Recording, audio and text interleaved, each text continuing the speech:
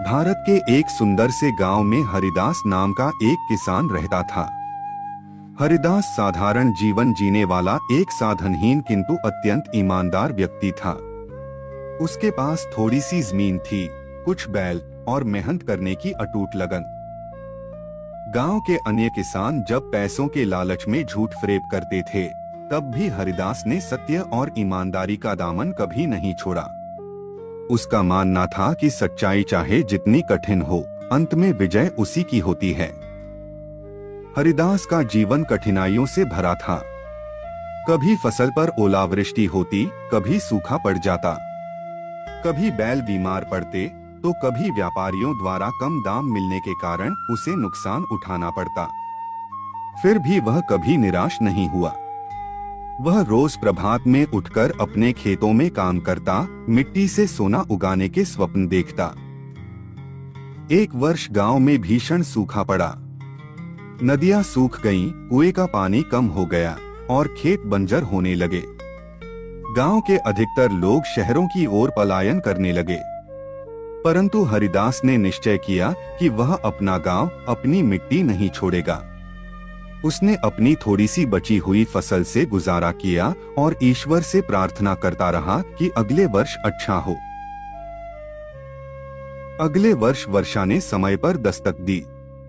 खेत हरे भरे हो गए। हरिदास ने दिन रात मेहनत की और गेहूं की शानदार फसल उगाई। इस बार वह सोचा कि अपनी फसल को अच्छे दामों पर बेचकर कुछ बचत करेगा और अपने बच्चों की पढ़ाई में निवेश करेगा। जब वह अनाज लेकर बाजार गया, तो वहां एक बड़ा व्यापारी मिला जो ऊंची कीमत पर अनाज खरीदने को तैयार था। लेकिन व्यापारी ने एक शर्त रखी, उसे अपने अनाज के वजन में थोड़ा हेरफेर करना होगा। उसे थोड़ा सा वजन बढ़ाकर बताना होगा ताकि व्यापारी को भी थोड़ा लाभ मिल सके। हरिदास के लिए यह एक कठिन परीक्षा थी। एक ओर उसकी वर्षों की ईमानदारी थी, दूसरी ओर परिवार की आवश्यकताएं। क्षण भर के लिए वह दुविधा में पड़ा, परंतु फिर उसने दृढ़ता से व्यापारी का प्रस्ताव अस्वीकार कर दिया। उसने कहा, मैं भूखा रह सकता हूं, पर झूठ नहीं बोल सकता। हरिदास की बात सुनकर वहां खड़े कुछ अन्य व्यापारी उसकी ईमानदारी से प्रभावित हो गए। उनमें से एक सज्जन वास्तव में एक धनी जमींदार था, जो अपने खेतों के प्रबंधन के लिए एक ईमानदार व्यक्ति की तलाश में था। उसने हरिदास को अपने साथ काम करने का प्रस्ताव दिया, जहां मेहनताना भी अच्छा था और काम भी स्थायी। हरिदास ने यह अवसर स्वीकार कर लिया। उसने अपनी फसल अच्छे दाम पर बेची और जमींदार के खेतों को भी संभालना शुरू कर दिया। कुछ ही वर्षों में उसकी मेहनत और सच्चाई ने उसे गांव का सबसे सम्मानित व्यक्ति बना दिया। अब हरिदास न केवल अपने बच्चों को अच्छी शिक्षा दिलाने में सफल रहा, बल्कि दूसरों के लिए भी प्रेरणा का स्रोत बन गया। गांव के युवा उससे सलाह लेते और उसके बताए रास्ते पर चलने लगे। परंतु जीवन इतना सरल नहीं था। एक दिन जमींदार की तिजोरी से बड़ी रकम चोरी हो गई। गांव के कुछ जलनखोर लोगों ने हरिदास पर ही शक किया, क्योंकि वह अब जमींदार के सबसे करीबी लोगों में से एक था। हरिदास के जीवन की साख पर आंच आई। पुलिस आई, पूछताछ हुई और गांव में अफवाहों का बाजार गर्म हो गया। कुछ लोगों ने हरिदास का साथ दिया, पर बहुतों ने पीठ फेर ली। हरिदास ने अपना सिर ऊंचा रखा और ईश्वर पर भरोसा किया। जांच चली, कई सप्ताह बीत गए।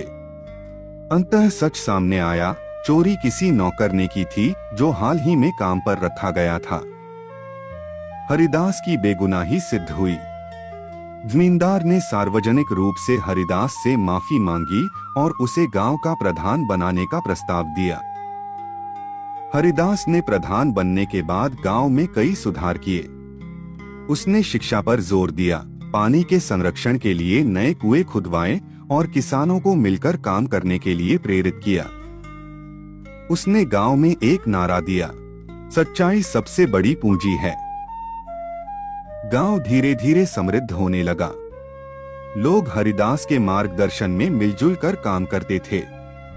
भाईचारा और प्रेम का वातावरण बन गया। हरिदास ने दिखा दिया कि ईमानदारी केवल एक नैतिक मूल्य नहीं, बल्कि एक शक्तिशाली परिवर्तनकारी ताकत भी है। उसका जीवन इस बात का प्रमाण था कि जब हम सच्चाई के रास्ते पर अडिग रहते हैं, तो समय चाहे जितना भी कठिन हो, अंत में सफलता और सम्मान अवश्य मिलता है। जब वह वृद्धावस्था में पहुंचा, तो गांव के लोग उसके चरणों में बैठकर उससे प्रेरक कहानियां सुना करते थे। हरिदास ने अपनी अंतिम सांस तक सिखाया, सच का रास्ता कठिन हो सकता है, लेकिन वही हमें सच्चे सुख तक पहुंचाता है।